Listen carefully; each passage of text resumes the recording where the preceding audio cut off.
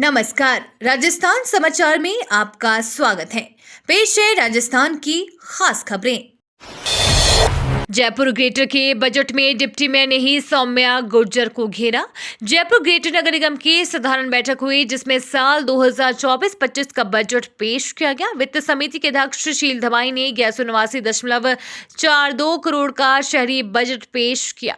हालांकि इसे लेकर विपक्ष की ओर से सवाल उठाए गए और कहा गया कि बजट पर चर्चा होनी चाहिए। इतना ही नहीं, बल्कि खुद डिप्टी मेयर पुनीत कर्नावट ने भी अपनी ही शहरी सरकार पर सवाल उठा दिए। दरअसल जयपुर ग्रेटर का बजट पेश होने के बाद विपक्ष की ओर से कहा गया कि इस बजट का विस्तार से चर्चा होनी चाहिए। अगर बजट पर चर्चा नहीं होनी है तो बैठक क्यों बुलाई गई? इस पर मेयर सौम्या गुर्जर ने कहा कि वित्त समिति ने इस पर अध्ययन किया है। इसके बाद फाइनेंस कमेटी के अध्यक्ष शील धमाई ने कहा कि सभी अपने सुझाव फाइनेंस कमेटी को दे सकते हैं। छोटी काशी जयपुर में 22 जनवरी को होगा राम उत्सव। राम मंदिर प्राण प्रतिष्ठा को लेकर छोटी काशी जयपुर में उत्साह का माहौल देखने को मिल रहा है। जयपुर शहर के रामनिवास बाग में भी 22 जनवरी को राम उत्सव मनाया जाएगा। इसके तहत आओ जलाए एक दीपक प्रभु श्री राम के नाम का आयोजन किया जाएगा। ये समारोह सर्व समाज के सहयोग से आयोजित होगा। प्रभु श्री राम लल्ला दीपो उत्सव के तहत जयपुर शहर के वासी बड़ी संख्या में भाग लेंगे। कार्यक्रम के संयोजक सुधीर जैन और जयपुर व्यापार महासंघ के अध्यक्ष सुभाष गोयल ने बताया कि जयपुर शहर के सभी बाजारों को दीपावली की तरह सजाया और संवारा जाएगा। सीएम भजनलाल कैबिनेट का बड़ा फैसला, RAS मेंस परीक्षा की डेट बढ़ाई। राजस्थान की भजनलाल सरकार की ओर से 10 दिन से राजस्थान यूनिवर्सिटी में धरने पर बैठे अभ्यर्थियों के लिए राहत की खबर आई है। बताया जा रहा है कि सीएम भजनलाल की ओर से बुलाई गई पहली कैबिनेट बैठक में RAS मेंस परीक्षा की डेट आगे बढ़ा दी गई है। हालांकि इस परीक्षा की फाइनल डेट क्या होगी, अभी इसकी घोषणा नहीं की गई है। कैबिनेट के इस फैसले के बाद राजस्थान यूनिवर्सिटी में अपनी मांगों को लेकर धरनारत परीक्षार्थियों में जश्न का माहौल है।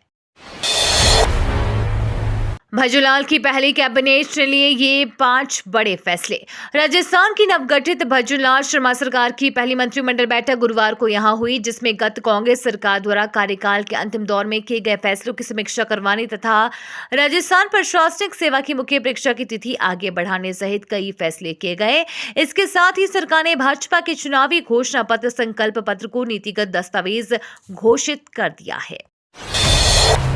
25 सीटों पर कांग्रेस लड़ेगी लोकसभा चुनाव। राजस्थान विधानसभा चुनाव में मिली हार के बाद अब कांग्रेस लोकसभा चुनाव की तैयारियों में जुट गई है। 2024 में लोकसभा के चुनाव होने हैं। चुनाव से पहले पूर्व मंत्री रामलाल जाट का बड़ा बयान सामने आया। लोकसभा चुनाव से पहले कांग्रेस ने बड़ा दावा किया है। कांग्रेस 25 सीटों पर लोकसभा चुनाव लड़ेगी। INDIA अलायंस की राजस्थान में कोई उपस्थिति नहीं है। पीएम मोदी ने लाभार्थी महिलाओं से मांगा आशीर्वाद, तो राजस्थान बीजेपी के नेताओं ने किया समर्थन। प्रधानमंत्री नरेंद्र मोदी ने एक बार फिर गुरुवार को विकसित भारत संकल्प यात्रा के लाभार्थियों से वर्चुअली संवाद किया। बीजेपी प्रदेश कार्यालय में अध्यक्ष CP जोशी, राजेंद्र राठौड़ सहित अन्य नेताओं ने सामूहिक रूप से संवाद को सुना। इस दौरान पीएम मोदी ने महिला लाभार्थियों से आशीर्वाद मांगा। तब जोशी सहित सभी नेताओं ने ताली बजाकर इसका समर्थन किया। कार्यक्रम के बाद प्रदेश अध्यक्ष CP जोशी ने कहा कि प्रदेश में मोदी की गारंटी पर काम हो रहा है। CTET एडमिट कार्ड किसी भी समय हो सकता है जारी। केंद्रीय माध्यमिक शिक्षा बोर्ड जल्द ही CTET 2024 का एडमिट कार्ड जारी कर सकता है। साथ ही संभावना जताई जा रही है कि एडमिट कार्ड किसी भी समय जारी किया जा सकता है।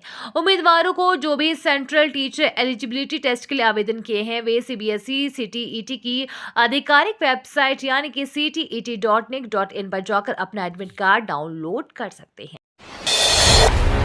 UGC नेट के जरिए IOCL में ऐसे पा सकते हैं नौकरी। UGC नेट 2023 का रिजल्ट किसी भी समय जारी किया जा सकता है। रिजल्ट जारी होने के बाद जो भी उम्मीदवार इस परीक्षा के लिए पास होंगे, उनके लिए इंडियन ऑयल कॉर्पोरेशन लिमिटेड में नौकरी पाने का मौका मिल सकता है। इसके लिए हर साल इंडियन ऑयल भर्तियों को आयोजित किया जाता है। इसके लिए उम्मीदवार के पास UGC नेट पास होने का स्कोर कार्ड होना चाहिए, तभी वे इन पदों के लिए आवेदन कर सकते हैं। किरोड़ी लाल ने धरना खत्म करवाया। राजस्थान में आरएएस मुख्य परीक्षा की तिथि बढ़ाने को लेकर अहम निर्णय हुआ है। कृषि मंत्री किरोड़ी लाल मीणा ने राजस्थान विवि के गेट के बाहर धरने पर बैठे अभ्यर्थियों को धरना समाप्त करवाया है। तिथि बढ़ाने की मांग को लेकर धरने पर बैठे हुए थे। उल्लेखनीय है कि कल राजस्थान में भजनलाल सरकार की मंत्रिपरिषद की बैठक में आरएएस परीक्षा की तिथि बढ़ाने का निर्णय हुआ। अब आरएएस परीक्षा जून या जुलाई में होगी। तिथि बढ़ाने की मांग को लेकर कई दिनों से अभ्यर्थी आंदोलनरत थे, लेकिन अब तिथि आगे बढ़ाने के बाद आरएएस अभ्यर्थियों का धरना खत्म हो गया है। राम मंदिर समारोह से पहले भारत पाक बॉर्डर पर high alert. Bharat Pakistan border को शुक्रवार से हाई अलर्ट पर कर दिया गया है। बॉर्डर सिक्योरिटी फोर्स ने अपना ऑपरेशन सर्द हवा लॉन्च किया है।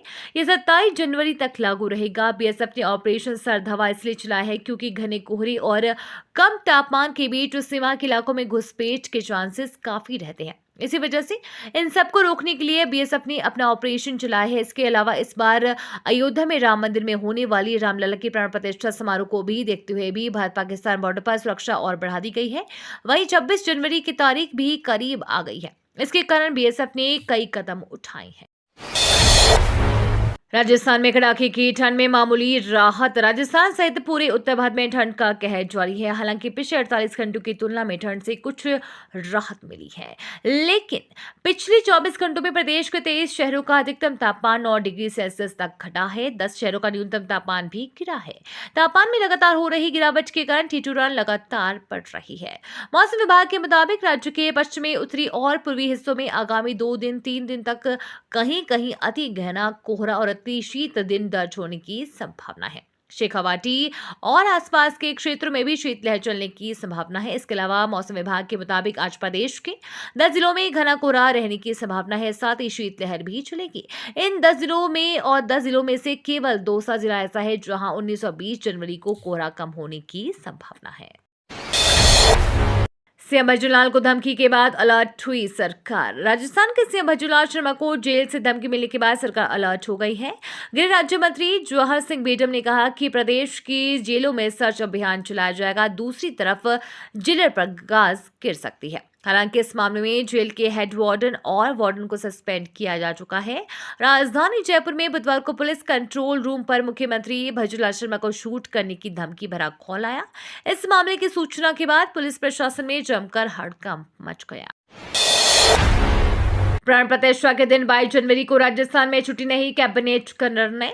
राजस्थान में भजनलाल सरकार ने प्राण प्रतिष्ठा के दिन 22 जनवरी को छुट्टी नहीं रखने का निर्णय लिया है। कैबिनेट के फैसले को जानकारी देते हुए मंत्री किरोड़ी लाल मीणा ने ये जानकारी दी। हालांकि 22 का दिन ड्राई डे घोषित किया गया है। शराब और मेज की दुकानें बंद रहेंगी। मुख्यमंत्री भजनलाल शर्मा की अध्यक्षता में सीएमओ में हुई कैबिनेट की बैठक में नीतिगत निर्णय भी लिए गए हैं। बैठक में गहलोत सरकार के 6 महीने में लिए गए निर्णयों की समीक्षा करने का फैसला लिया गया है। इसके लिए एक कमेटी का गठन भी किया गया है। कमेटी 3 महीने में अपनी रिपोर्ट देगी। नहीं होने दूंगा नई मूर्ति की स्थापना, केस करूंगा। रामलला विराजमान के लिए मुकदमा लड़ने वाली निर्वाण अखाड़े के महंत धर्मदास ने ऐलान किया है कि मुकदमे का फैसला जिस रामलला की मूर्ति के हक में आया है उसी मूर्ति की स्थापना गर्भगृह में होनी चाहिए। इसके अलावा अन्य किसी मूर्ति की स्थापना गर्भगृह में नहीं हो सकती। अगर ऐसा हुआ तो मैं मुकदमा करूंगा और संघर्ष करूंगा। ट्रस्ट ने 3 मूर्तियां बनवाई है, जिनमें से एक का चयन स्थापना के लिए किया गया है। राम मंदिर प्राण प्रतिष्ठा के दिन फर्स्ट हाफ छुट्टी का ऐलान। राम मंदिर प्राण प्रतिष्ठा को लेकर केंद्र सरकार ने बड़ा फैसला लिया है। केंद्र सरकार ने राम मंदिर प्राण प्रतिष्ठा समारोह के अवसर पर पूरे भारत में सभी केंद्रीय सरकारी कार्यालयों, केंद्रीय संस्थानों और केंद्रीय औद्योगिक प्रतिष्ठानों में आधे दिन की छुट्टी की घोषणा की है। 22 जनवरी को दोपहर 2:30 बजे तक छुट्टी रहेगी। दोपहर 2:30 बजे के बाद कार्य सुचारू रूप से चलेंगे।